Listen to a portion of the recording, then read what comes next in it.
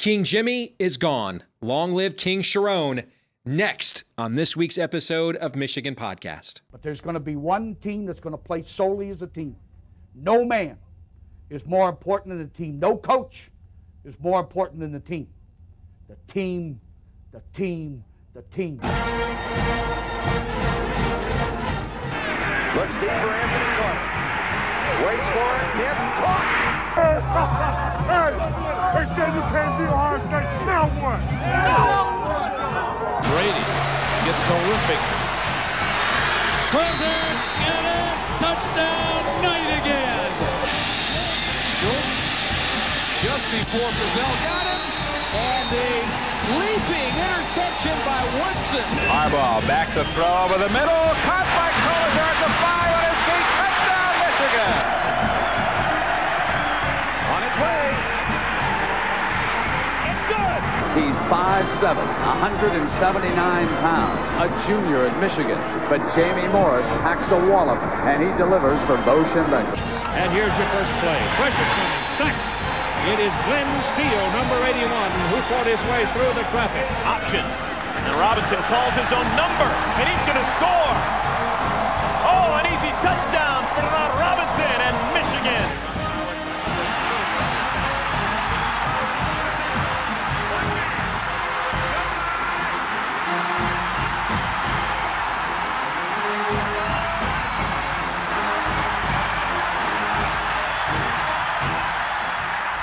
Win it. We're going to win the championship again because we're going to play as a team. And when we play as a team and the old season is over, you and I know it's going to be Michigan again. Michigan.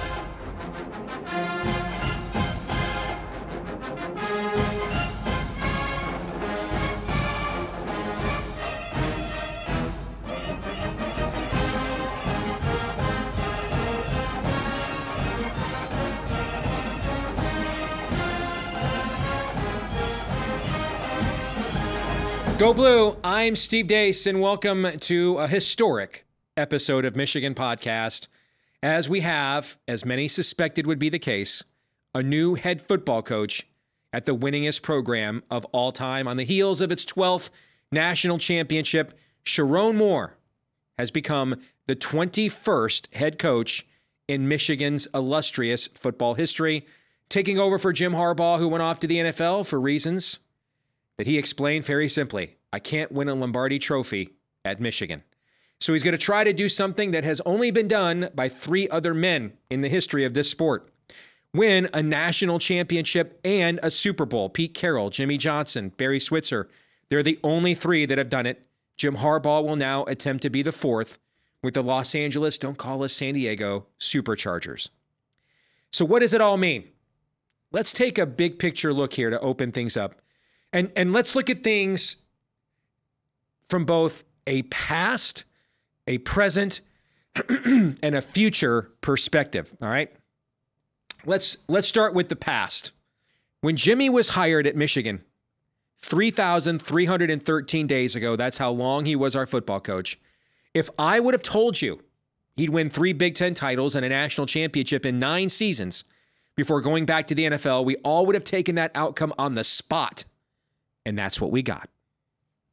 Remember, when he took over, Ohio State was coming off a national championship, operating at its peak. Sparty was having its greatest run since Duffy Doherty, the guy whose name is on the football building there. Meanwhile, Michigan had just one top 10 finish in the decade before Jimmy arrived, and that was in 2006. Yes, it took longer to realize our hopes in Jimmy than he thought. Yes, if he was anyone other than the most decorated quarterback in school history, he probably would have been fired in 2020. But the final results speak for themselves. Jimmy leaves on the heels of likely the greatest 3-year run in program history. And given this program's great history, that is certainly saying something. He's a legend. Build a statue. Maybe the greatest Wolverine ever. Don't be sad it's over, but joyful it happened. However, we knew the entire time Jimmy's heart wasn't just at Michigan. NFL rumors constantly swirled. 3 years ago, he even said his goodbyes and thought he was taking the Vikings job on freaking National Signing Day. He was a yard away from beating his brother in a Super Bowl, after all. And given the legendary competitiveness in this family, that's probably something that's come up a time or two at family gatherings. He fulfilled his mission here. He takes over a franchise he played for, who has one of the top quarterbacks in the NFL. So we should wish him nothing but the best. And that brings us to the present. I don't believe there's anything Michigan could have offered to keep Jimmy. I think there's some residual distrust and animosity between Jimmy and A.D. Ward Manuel over how things were handled in 2020, and I think that's been leaking through some sources here in the last week or so. But if you're taking job interviews National Signing Day in 2021, you're taking meetings with the Broncos owners after you recommit to Michigan in 2022, and you're telling Michigan in advance you won't sign a new deal until all other NFL jobs are filled in 2023, let's call a spade here, man. I'm not a huge Ward Manuel guy. I've got my issues with him. Probably talk about some of those later. Mel Pearson was that disaster with what happened with him during COVID. Juwan Howard is a disaster. NIL should have been a layup for a school of Michigan's resources. Instead, it's been turned into a disaster. But the math here with Jimmy, I think, is pretty simple when you remove the personalities and egos. Jimmy has 2 football dreams. He accomplished one and wants to take one more shot at the other. I don't think it matters how late Michigan may have truly met all his conditions, as some have said. Even if it came at the last minute, it is still easier to take Michigan's deal and stay home than relocate your entire family half a continent away. He just wants to go. He leaves behind perhaps the best culture in college football and a defense that, if Michigan can retain these guys, features numerous players who could be preseason All-Americans. Mason Graham, Will Johnson, Kenneth Grant, Rod Moore. There have been 4 pillars to Michigan's football transformation these last few years. We've had different quarterbacks. We've had different players lead and star. But the constants are Jimmy, the Ravens defensive coordinators, Sherrone Moore, and Ben Herbert. They've been the cornerstones. Jimmy is gone. Jesse Minter to me was always gone. And we almost lost him to the Eagles last year. And he's likely going with Jimmy to L.A. or maybe to Baltimore back home to John Harbaugh. Sherrone, rightly named head coach. His first assignment was to retain Ben Herbert at all costs, which, unfortunately, because Jimmy wanted him, he was unable to do. And that brings us to the future. I know this will seem contrarian, but if there was ever an ideal time for Jimmy to leave, it's now. Now, let me say up front, of course, you don't ever want a coach this good to go, but all good things must come to an end, Jean-Luc. Nothing this side of eternity lasts forever. If Jimmy was ever going to go, it is ideal he do it now for one big reason. Because we have Sherrone Moore. His presence likely helps Michigan avoid 2 potential calamities. Number 1, a coaching search that risks coming up with someone that doesn't immediately benefit from a unified Michigan. And number 2, a plethora of current players hitting the transfer portal looking to upgrade, thus wrecking your roster. Sherrone has grown alongside this program. He mastered the unit that is the foundation of the program's identity, the offensive line. He then became OC. He's also the only head coach we could hire that already comes with the most important proof of concept. He's already beaten Ohio State as Michigan's head coach. No one else on earth we could replace Jimmy with could make that claim. That's not to say he's a guarantee.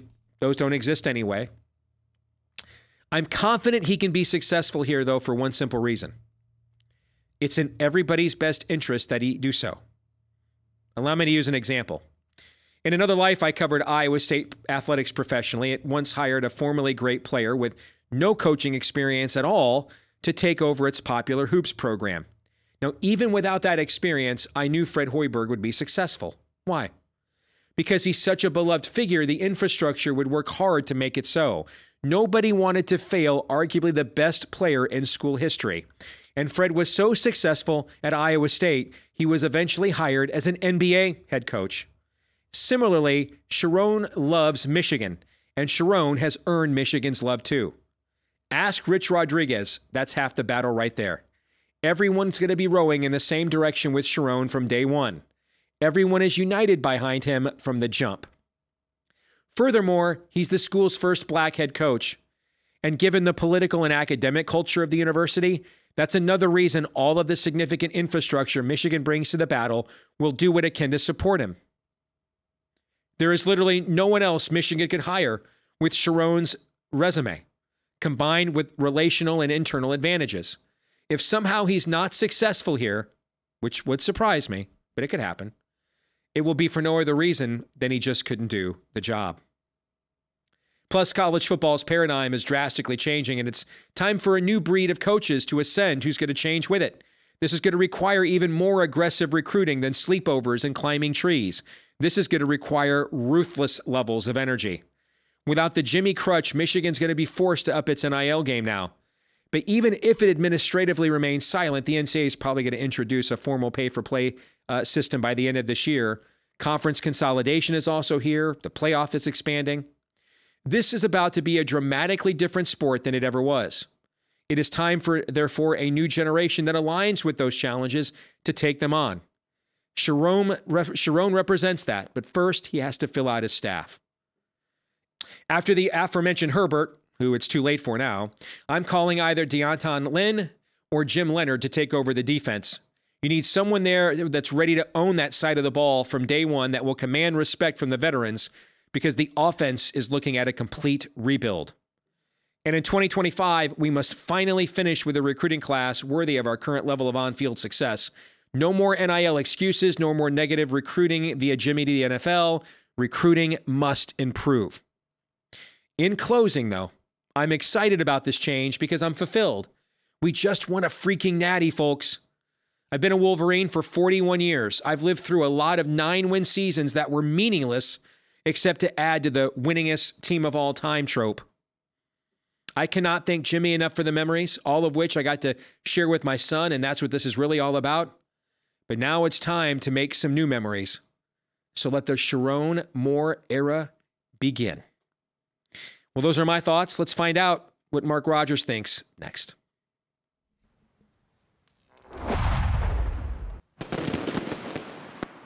Well, let us grab another perspective from perhaps the world's one and only reasonable Bucknut. Although I have to tell you, with each beating at the hands of Michigan, he's getting a little bit less reasonable.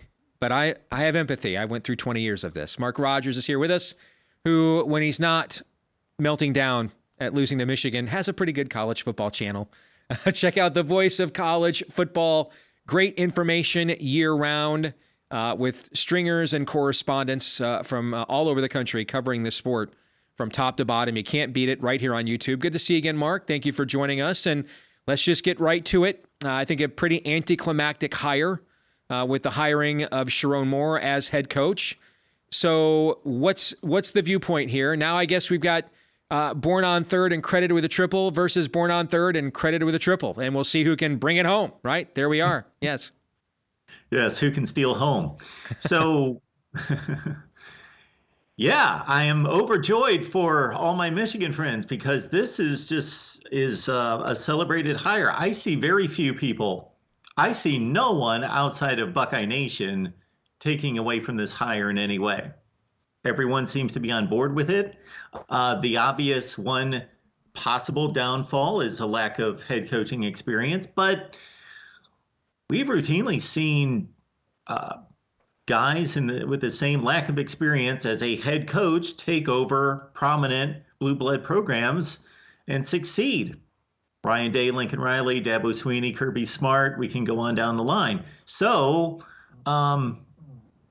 that doesn't seem to be a concern. If you hire the right guy and you truly believe in who he is and his ability to drive a program, lead a program, communicate with people, communicate with the various levels of people that need to be relatable to him, and all of those other things. And of course has the football acumen and is a detail freak. That is typically, it seems to be a requirement for a successful college football coach. Then you hire the right guy and you don't worry about the lack of experience.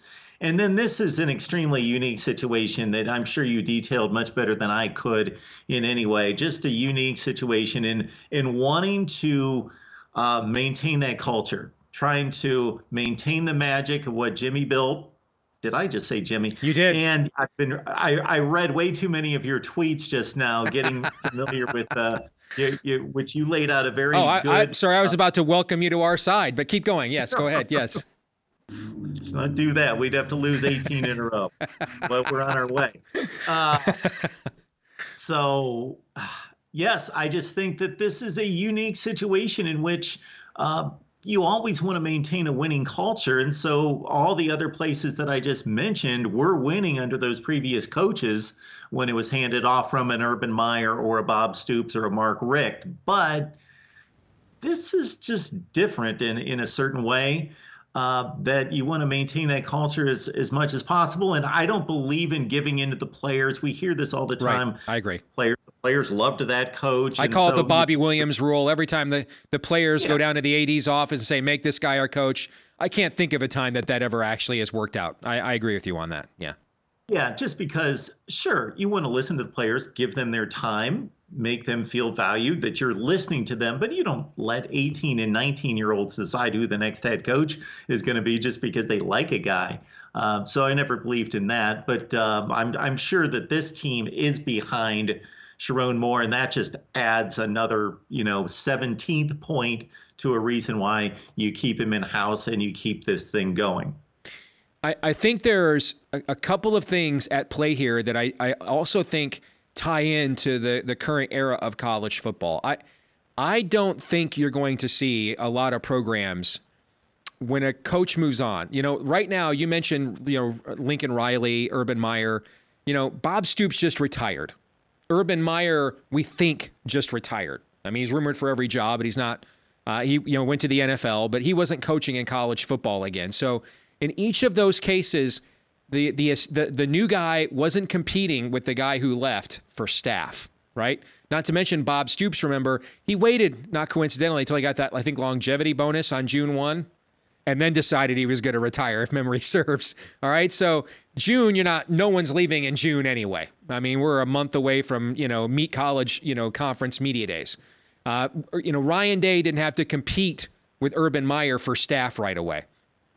At Michigan, when we had the Bo legacy carry on with Gary Moeller and then Lloyd Carr, in both of those cases, Bo went to Major League Baseball running the Tigers. Gary Moeller was out of coaching for a couple of years, had to rebuild his reputation after what happened that led to his dismissal. So again, in each of those cases, either Moeller for Bo or Lloyd for Mo didn't have to compete with the outgoing coach for staff. In this case, Sherrone Moore does have to, and you've seen him already lose a couple of battles, like with Jim Harbaugh was going to lose the Jesse Minter battle this year. Jesse Minter was gone. Even if Jimmy returned, he was heading to the NFL. Now, ironically, what you might see a John Harbaugh bidding war for Jesse Minter now, with Mike McDonald likely to get the Commander's job. Maybe the two brothers now get in a bidding war for the defensive coordinator. But the Eagles were dumb. They should have hired Jesse Minter for defensive coordinator last year, ended up with Matt Patricia instead. We saw how that worked out. But he clearly lost a battle for Ben Herbert, who, along with Sherrone, if you look at the two coaches that when Jimmy reinvented this culture, that he really relied on to input that culture of both, love but toughness, those two guys were Ben Herbert and Sherrone Moore. They were really the tentpoles of that culture that you've seen play out on the field, and so that's a huge loss for him. But the one thing that I think that Sherrone has, that you had to kind of hire Sherrone, is the transfer portal. Also, are all those other areas or eras of new guys you mentioned didn't have to deal with.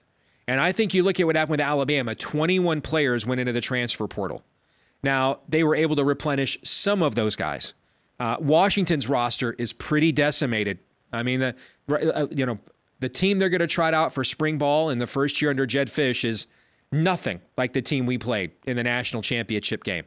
And at Michigan, we just academically, to our own detriment, I can't see us ever finding, a year where our administration is going to let us bring 15, 20 guys from the transfer portal in. And so I think you're going to see teams moving forward, Mark, that if the coach just moves on and they were successful on some level, I'll bet you every single one of them will hire from within, to avoid what just happened to Alabama, where half your recruiting class and 20 players are in the transfer portal. And it's because of the way the calendar lines up with unless they move these dates around, and I don't know how you move the transfer portal dates around, given you have to line it up with the admissions calendar, okay? Maybe you can get rid of the early signing period and just go to one signing period again in February for recruits, fine. But given those realities, I'll bet you moving forward, major top Power 4 conference teams are not hiring if the program is on any level of solid ground. When the coach is gone, I'll bet you they hire from within, trying to keep as much of their roster as possible. And it's only going to be teams that are firing a coach for underperformance that you're going to see go out from underneath that, because they're in a position where they're not necessarily concerned about maintaining a roster that already wasn't successful. What are your thoughts on that? Well, it's a great point. I have made it a habit to check the transfer portal 3 or 4 times a day. And of course, with this Nick Saban domino effect is basically what it is. He retires and basically 4 job openings have been affected by that one retirement.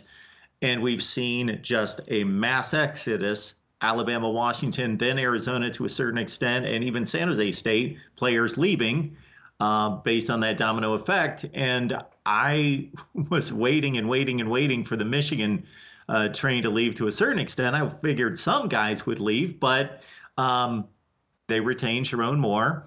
And they also, I think it's a bit skewed because of the number of players moving on to the NFL and the number of players that you're looking at 22 draft eligible players. Not all will be drafted, but you can make a case that any one of the 22 can be drafted. I mean, there's 14 guys that started at least 4 games on offense the last 2 seasons that are gone. So if you're one of those younger players on offense, especially, you're like, I can compete for a starting spot. I'm going to stay. But if you're one of those top tier defensive guys that there'd be a huge market for, a Mason Graham, a Kenneth Grant, you also now, Jimmy took so long taking this job, you're up against academic calendars now. You're past drop dates at a lot of universities. You're past a lot of, dates where you could actually enroll in a school. And so now you're probably going to have to stick it out through spring and see what Sherrone Moore comes up with at this point. Once the guy won those 3 games at the end of the season, and I even want to focus more on what he must have proven between the time when the 3 coordinators were given the first 3 games of the season, what made him the selection. And you talk about Jess Minter, there's obviously a lot of respect, and he's got a lot of clout. And for Sherrone Moore to have been the guy that they select for the 3 most difficult games of the season to close it out. So whatever he's got, whatever he's done, handling offensive coordinator position and the offensive line. He's won 2 Joe Moore awards.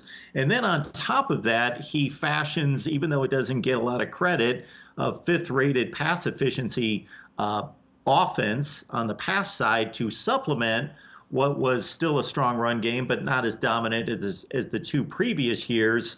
The guy did an outstanding job. And I really have no detractions from the hire other than he's inexperienced, which that has been stated already in terms of our many examples of how that has worked out in other cases. So that is something I would have valued years ago, but it's been proven that you can get past that if you hire the right guy.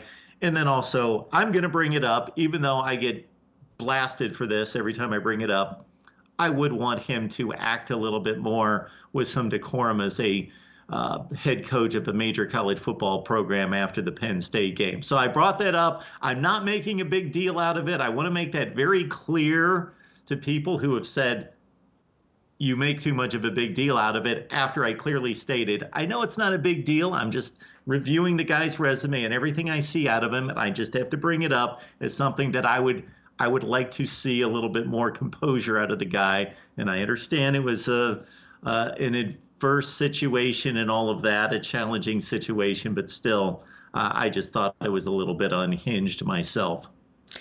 Yeah, I mean, I guess you would view it as unhinged. As a Michigan fan, I kind of viewed it empathetically, but I do agree overall. You don't want your head coach behaving like that on a consistent basis. I think that was kind of a one-off. He literally found out an hour before the game.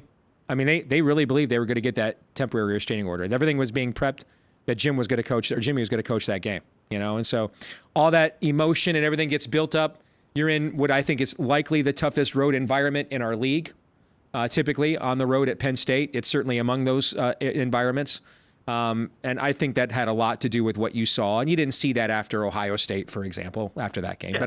But I want to operate in grace. Yeah. Yes, grace and empathy to understand I'm not in that man's shoes. And it was a unique and overwhelming situation, obviously. But then again, I'm here to evaluate. So that's just my thought about what I would not want to see more than once. All right, give me some things then, because you mentioned, other than Buckeye fans, it's a hire that's been pretty affirmed. And I don't think there's anybody Michigan could have hired that Buckeye fan, and by and large, would have been like, oh, I think that's a really great hire. I think we're in trouble. I don't think that would have happened. Okay, so, I mean, it's funny. You guys went from let's give Jim Harbaugh a lifetime contract to literally we're holding candlelight vigils following, the NFL hiring process, begging for him to get hired. That's always funny how that works out. But I've heard from Ohio State fans that say I would have liked to have seen him stick around so we could have beaten him again.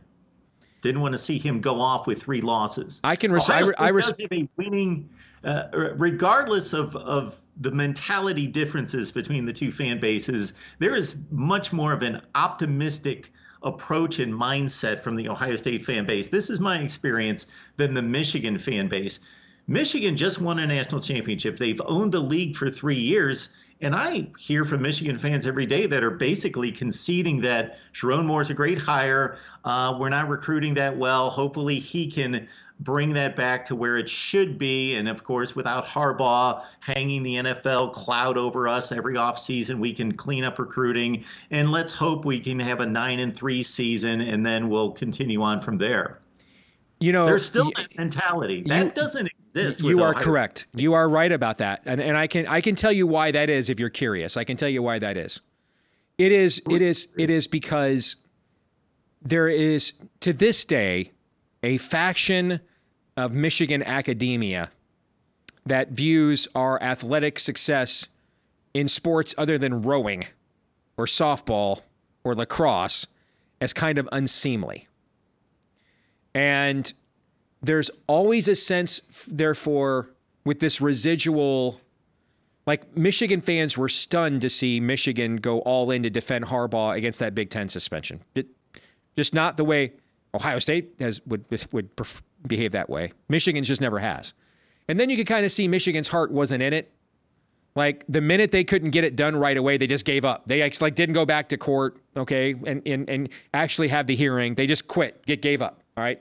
Because it was kind of, all right, we'll try this whole, solidarity thing.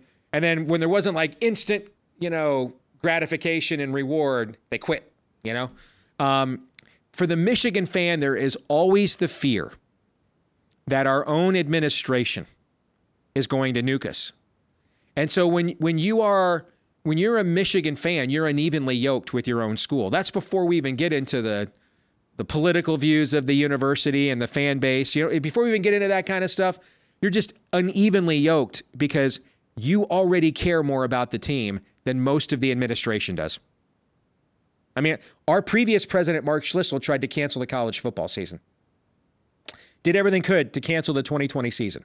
If Jim Harbaugh, if he was president here when the Signgate stuff came out, he would have death penalty the program. We're above all this here. I mean, and so we're constantly.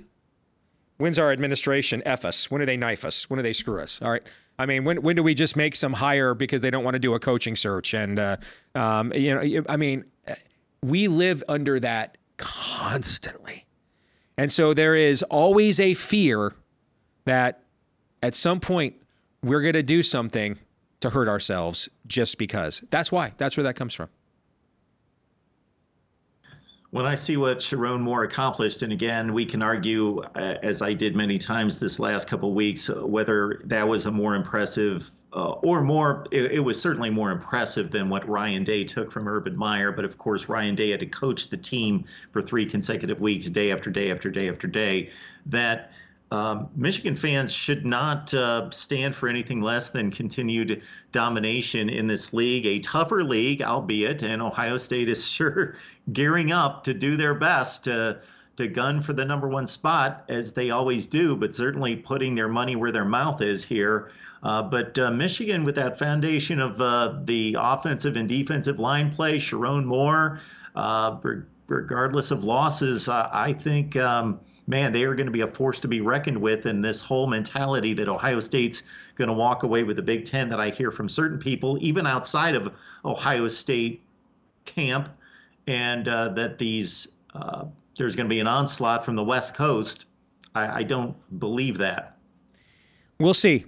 I think that with Sherrone, he doesn't come with the network that a Harbaugh does, and they'll help him. But, they're going to help themselves first, as you just saw with Jimmy and Ben Herbert, right? Okay, so, yeah, they'll help their little brother here a little bit. That's kind of that's how Jimmy looks at Sherrone, but dude's going to make sure his own team is taken care of first. We're not going to get recruits on the reputation of Jim Harbaugh and with Ben Herbert's reputation of player development now. And the school has been very hesitant to be aggressive in the NIL arena and get into that area that you're seeing Ohio State, for example, do right now, which is crank this thing up. We're tired of losing. And so I think, again, that's where there is concern. There's administrative unity behind Sherrone, but will there be administrative enforcement behind him? Will it give him the resources it clearly needs, that he'll clearly need to be successful? That maybe you kind of thought, I don't have to do some of these things when Jim Harbaugh is our coach, if that makes sense. Okay. Well, Harbaugh was bringing in roughly top 15 recruiting classes. Sherrone Moore is definitely going to maintain that. It's more about the transfer portal, and from a Michigan standpoint, not necessarily the big money transfers, but continue to spot the right fits for what the team needs and what the culture requires. And they've made perfect hits in the transfer portal for these 2 or 3 cycles, and that's going to be key to continue this. Great stuff, Mark. Thank you as always, brother. Take care. Thanks a lot, Steve. Appreciate it. All right, Twitter poll question this week. What one word best describes what you think about the hiring of Sherrone Moore to replace Jimmy as Michigan football coach? 43% of you said excited. 39% of you said acceptable. 18% of you said concern. Our feedback of the week from Van Ebert. I see the jealous haters are out in the comments now. Their tears as they try to cope by posting moronic comments are delusional. Congrats to Coach Moore. More Ohio ass whoopings to come. From your lips to the football god's ears, Van. That'll do it for this week's episode of Michigan Podcast. Don't forget to like, rate, subscribe, share, 5-star review, whether you're watching here on YouTube or perhaps listening on iTunes or elsewhere. We would love if you did those things. It helps us to find more Michigan fans just like you. And with so much now to cover for the next month or so, Sherrone Moore's got a coaching staff to fill out. Can he retain the roster, etc.? We'll be commenting on all of those updates on Twitter or X. Follow us there at Michigan Podcast in between episodes as well. We love you guys. You guys have done such a great job helping this show grow. It's unbelievable. We've got only a couple more months left in our 7th year doing this show. My, how time flies. So thank you guys so very much. We love and appreciate all of you. What a great time to be a Wolverine. Until next week, I'm Steve Deace. Go Blue.